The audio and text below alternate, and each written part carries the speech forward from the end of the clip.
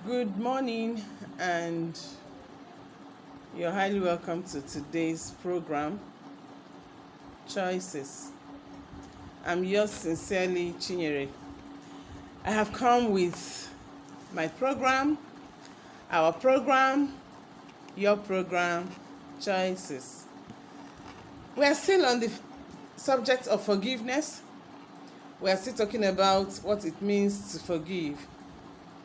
Like I told us last week, some persons said they want me to talk about trust. And trust is actually a topic on its own. But today I want to look at something else. Forgiveness when trust is broken. It's a wonderful week. It's a very bright Monday morning in the FCT, Abuja, Nigeria.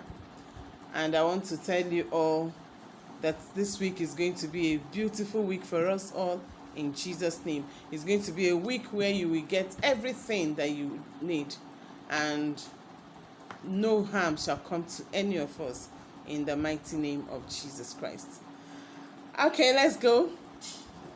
Forgiveness when trust is broken. First of all, that is what it means to forgive. When you realize that somebody has actually wronged you, when you see that, oh, this person has done me bad, that is when you begin to ask for forgiveness. You begin to look forward to being asked for forgiveness. So today, I want to talk about some of those silent points that make you feel your trust is broken. Yes, trust is when you believe in somebody. It's a total belief. It's a feeling that comes with time. With time, you just decide, okay, let me just do it. I want to just go ahead and trust this person. That is why a man can afford to see a woman that was brought up from a different tribe or different place or different state, even different country, and say, let me give her my trust, and she will also trust me, and they come together as man and wife. Before you know it, they become the same. They are enjoying each other as one flesh, as the Bible calls it. You realize that with time they begin to have the same facial look. So now I want to talk about the feelings that you get when you feel heartbroken. So many people say, I am heartbroken. What he did to me, it broke my heart. Yes, you felt that way because for real, you were trusting that your partner shouldn't at any point or in any way do this to you. But like I said in one of my programs, I said, remember, offenses must come, but do not pick it. Also remember that you must make room for offenses so you'll be able to forgive easily. If you're not able to make room for offenses, that is where you begin to feel so terrible when people wrong you. When you tend to feel, oh, I am wronged, somebody has broken my trust, have you asked questions? What must be the person's state of mind as at when he or she did it? Have you been able to find out what could I have done wrong that brought about this? These are things that you look at, and when you are looking at them, you tell yourself, okay, I now understand. I was wrong one way or the other. Yes. If you're able to tell yourself, I was wrong one way or the other, my dear, you will begin to appreciate it. Sometimes you might not have done anything wrong. I'm not saying that you are because of the person who offended you. No. Sometimes you may not have done anything wrong for real. You may not have deserved the offense, but it came. If it's in a marital relationship, there are things I need you to know that once you are in a marital relationship, it's a fixed deposit. So you need to begin to fine-tune ways to forgive. You have to find a way you forgive the person. That feeling of bitterness, that feeling of hurt, that feeling of, oh, the world is ending. Some people fall sick when they are heartbroken. When they feel their trust is broken, they are sick. Some are found in the hospitals. Some may not even be able to take it. They begin to think of suicide. But I tell you, that is to the extreme. You don't need to do that. Because Whether you like it or not, so far we are still in flesh and blood. Offenses must come. But what do I always say? Please do not pick them. Do not pick the offenses so that you don't have issues with it. All right, one of the things again I want to talk about in this matter is there are so many reasons why your partner has done what he or she did. So many reasons. One, it could be for your own good, but because there was miscommunication or a misunderstanding, you didn't know that was why the person did that thing. So give a little space so that the person can explain. Sometimes it could be, let me take just the little thing, lie. Oh, you lied to me. Why did you do it? You lied, you shouldn't have. You lied, you shouldn't have. The person already did it. So what do? Do you need to kill him or her because he already did it? No is the answer. You don't need to. All you need to do is to tell yourself, oh, what could have happened? Why did she do it? Why did he do it? You know, sometimes I want to give a typical example of a case of a couple. Maybe the man and his wife have been living peacefully, no problem, and they do their things together. Nobody knows what happens between them, and then somehow they have a project or they have something they're about to do that they don't need a third party to know about, and maybe an in-law walks in and asks a question to the woman. My son, where has he gone to? I need to see my son. And the woman said, oh, he's just gone to work. Meanwhile, he traveled. And then the son comes back. The mother said, your wife told me you traveled. How was your trip? And then you are angry with your wife for saying that you traveled. Have you forgotten that it was because she didn't want people to know what people are doing? That is the reason why she did not allow such a thing to happen. She might just have lied. I don't want to delve into the area of promiscuity, infidelity in marriage, no, because I will be treating trust as a whole series when it's time. For now, because of the questions I got inbox, that's why I'm talking about forgiveness when trust is broken. So when you think that somebody has offended you, find out what was the person's state of mind. Find out what is it that the person did. And then when you find that out, you will now be able to tell yourself, okay, I will help by forgiving. I'm not saying that what the person did is right. For example, maybe you are a husband or a wife and you decide to cheat on your partner. For whatever reason, it's never right. Like I said, I don't want to delve into it fully today because delving into it fully today will distract the other things we'll be talking about by Friday when we'll be concluding on forgiveness. So that by next month, probably we'll come back talking about trust in full. So I clearly told us here that it can be so heartbroken when you feel, oh, she lied or he lied. But I asked a question, what are the many reasons why the person did it? There are so many reasons why a partner can break your trust, knowingly or unknowingly. For example, telling of a lie. Telling of a lie, it can break your heart when you take note of such an act. When you think that the person didn't have a reason to do that, clearly hold on and wait for an explanation. A partner can actually lie for different reasons. A partner can lie for different reasons. And what are the reasons? One, I have given an example. It could be to protect something in the family that you people were supposed to protect. One, it could also be to protect you. Yes, it could be to protect you, either the wife or the woman or the man. Maybe the person sensed, if you get to know immediately, maybe there's a sad news. Maybe like in this lockdown, so many people lost their jobs. A husband who went to work and lost his job is coming back not knowing how to face his wife to say, I have been sacked. He's coming back with this full pain in his heart that, in fact, I don't know what to do. Do you know how it feels? When he gets back, how is it? Say, I'm fine, no challenge. And he's trying to, why is he doing that? He's doing it because he doesn't want you to fall down. He's taking his time to see how he can manage it before he will tell you the information. In such a case, I say, hey, he's been lying to me. And then month ended, there was no salary. Yes, so many companies don't pay regularly these days because there's no finance moving anywhere. So if he tells you we've not been paid, he's also lying to you just because he is thinking of your state of health or state of mind. What are your shock absorbers? Do you have the capacity to take shocks and stand?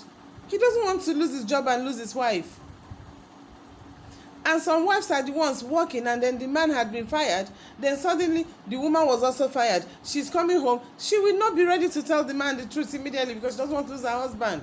So can we just understand that and know that we do not really need to feel so broken with such?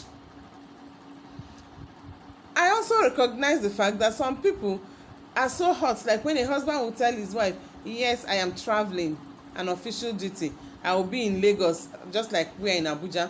Someone say, I'll be in Lagos for 1 week. Meanwhile, he's within this same Abuja with a side chick. And you now run into his car somewhere or run into him somewhere. Yes, it can be so terrible. Very, very terrible. But because you're married, will you allow the side chick to take over your husband? Do you want the side chick to become the missus? No, now. I always warn us, ladies, whoever is the side chick, don't give them what they are expecting to push you out, and then they will come in and maltreat your children. So don't allow it. When the side chick is trying to be the mistress, let her be the mistress outside. When the man comes back, forgive him in advance. Know that it's a man's world, and just begin to tell yourself gradually. There are a few things you look inward and you begin to change on your own. That could help him with prayers. Nobody goes into relationship and say, I'm going to change this man. Only Jesus can change. Only God. You're not his creator. His mother couldn't change him. His father couldn't change him. Is it tiny you that he just brought into the house? No, now. So what do you need to do? All you need to do is just to tell yourself, God, I'm in your hands. I will do my best. Give me grace to bear it. And God will give you the grace to be able to sustain it. I know of a couple that had such a problem. The woman was so heartbroken. She was so heartbroken. And when she was talking to me, she was like, no, I can't bear this. I told her, I said, if you cannot bear it, then you'll be in bigger trouble. Why do I say so? You should bear it because you are already married to him and you have children. If you walk away, people don't hear your story. People will only hear his own story. He will turn it against you that in fact you were the one who was being wayward. That you were being wayward, that was why. But if you are able to control it and stand, people will clap for you, at last they'll cheer you up. That I am very sure of. And he himself, when he comes back to fall on your feet, you will be shocked to see that that man has changed. Only the help of God can change a man or a woman. So, my beloved brothers, my beloved sisters, I don't know where you feel so hot that your trust has been broken. Please, just try and remember that forgiveness is divine. Forgiveness is divine. Somebody just wrote and said, consciously make efforts not to offend another. That's always what I say. Do not. She said, now Jesus died for all man's sin, and therefore we all have capacity to act right. And if one selfish person hurts you, I should fine-tune ways to forgive him. She's asking, yes. My beloved Jen, yes. You just have to find a way to forgive for your own sake, so that you can be healthy. You can move on. Now we're talking about what happens when these offenses come. You must learn to start communicating. You know, one of the major problems in relationships is when there is no communication. How will I know what is in your mind? How will she know what is in your mind? How will he know what is in your mind? No, everybody needs to communicate. Let the communication flow be freer. If you are able to communicate perfectly well, you will understand where the person is coming from. But where the person really has offended you, like I said, for a man who left his home, maybe in this lockdown, and he's locked down with a side chick, and you come to realize it with what is happening, the pains of getting food on the table this season, you will really feel so hot. But all I am saying is, in your heart, don't die. In your heart, do not die. Try as much as you can to walk away from it quietly. If you still feel you cannot communicate here to sort out things, remember I used this word, I said agree to disagree. If you cannot sit down to hear him out or hear her out at that time, my beloved, when your emotion is getting high, tensed again, walk away, take excuse and walk away. That does not mean you are ending it.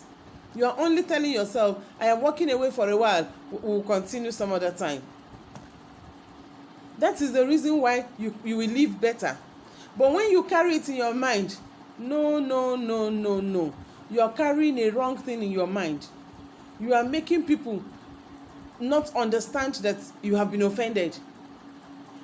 Offenses must come. Don't pick them. Forgive. And then you are the stronger person. Do you know if you catch your husband with a side chick, he becomes your slave for life? I'm telling you, if you catch him and you don't do anything, you don't react. I'll tell us a story. A lady, in fact, a lady I know very closely, very well. It's a very long time in my university days. That lady was my classmate. Another of my classmates was dating her husband. She was not aware. We were not aware. The same person dating her husband was in a circle of our friendship.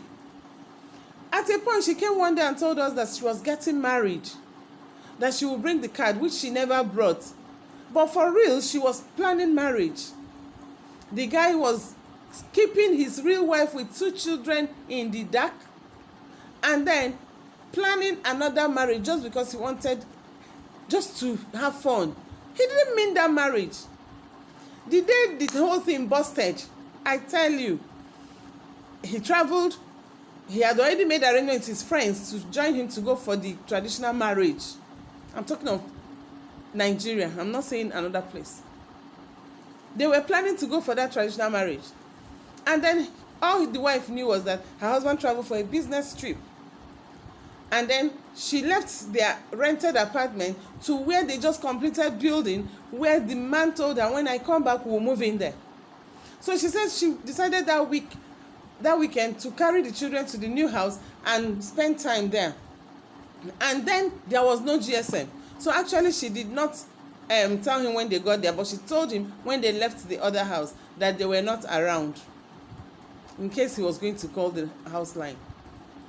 She came in, did everything, prepared everything. The man was coming back. And he had already told her when they were talking that he will stop by in the new house first before he will come home. Meanwhile, he gave the spare keys of that new house to a side chick who he was, in quotes, engaged to marry her. The side chick came in to meet this woman and her children in the house. The children were sleeping in one of the rooms. It was a duplex as at then. The woman had finished doing everything and she was just sitting down, relaxing, waiting for the man to come back. Only for this side chick to come in, also coming to wait for the guy because he told her to come there and wait for him. If you're in her case, what will you do? I tell you, the long and the short of this story is that at the end of the whole thing, the man came in. The side chick was lying in the main bedroom, lying down. The wedding picture of this woman and the man were in the sitting room. What did the man tell his girlfriend? He told the girlfriend that this is my twin brother. You know, whenever he comes around, everything we do it together, and he'll be coming in very soon. So that's why his picture is here. So the woman believed it, they were identical twins, for real. And somehow, suddenly, he came back and the wife was in the sitting room. He said, oh, maybe, baby, this, that. Before you know it, then no, it was not baby, it was mommy, mommy, daddy, daddy. It's this the it was some years after they started baby, baby. Now it's bae and sweet and chewing gum. All right, that's just by the way. So what am I talking about? This wife of his was calm enough to tell him, go to the bedroom, go and change. He was like, hey, I miss you. He was away for 1 week plus. And then he was resisting to go in, but eventually she insisted he went inside. On getting to the room, he saw the girl he was getting married to. Meanwhile, the same weekend, this lady saw the cards in the house there. The traditional marriage card of her husband and this other lady. So that was what happened. And finally, he embarrassed the girlfriend and was shouting she should get out, and the lady was so sorry for herself. And finally she was able to tell herself, well, it's not her fault, really. She went to our friend and apologized and took her leave. By the time she went and apologized and took her leave, she dropped the bunch of keys. This lady didn't speak to her husband about it. Matter finished. She said she became very normal, and the man was running mad until he had to invite her parents and his own parents. They came to the house. Long story made short, finally, and all that, they asked what happened. She told them that he should